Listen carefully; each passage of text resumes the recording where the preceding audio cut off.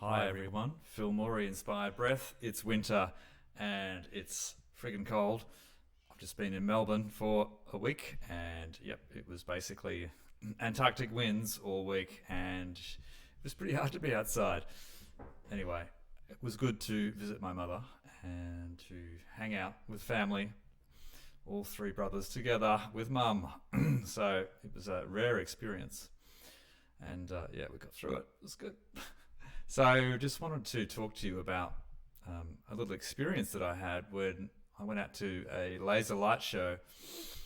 Uh, Brought along my daughter to see two laser beams being pointed at a bridge over the Yarra River in the middle of Melbourne on a freezing cold night.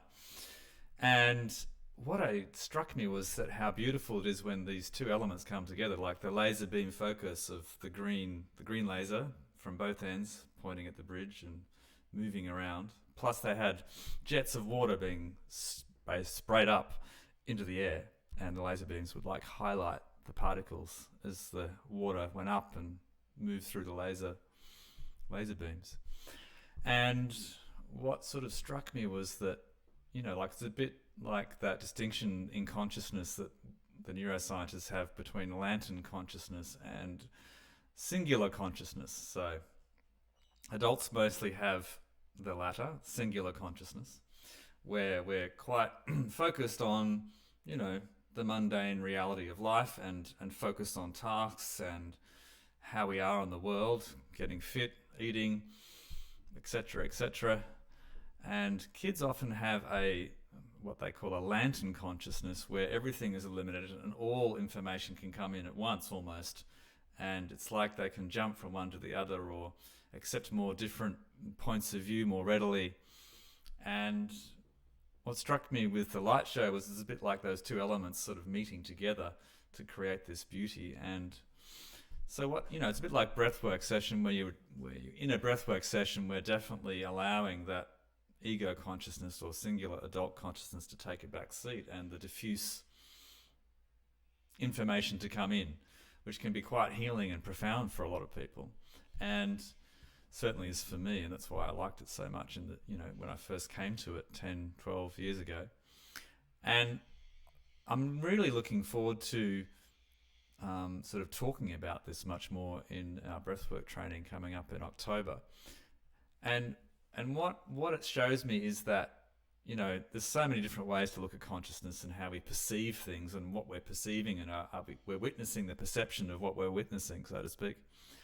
And one way to think of it is that if we adopt a more lantern consciousness viewpoint, which can really only be attained as adults when we're, in a liminal space, that is a space where we can drop into letting go of the singular focus and allowing more different points of view in.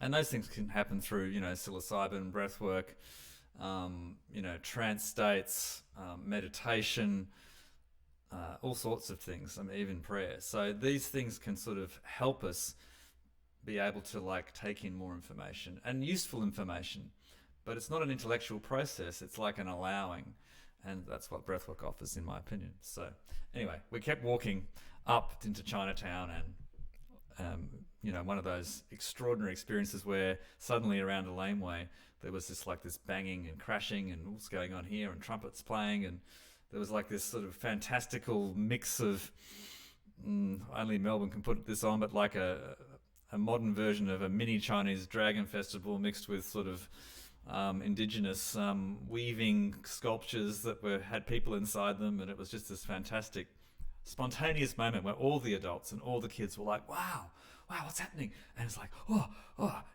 it's just this magical moment of intense awareness and beauty. And, I didn't even have time to take my camera out and film it all. I just couldn't be bothered with all that because I just wanted to be in the moment. It was so quick and so beautiful. And my daughter was absolutely delighted.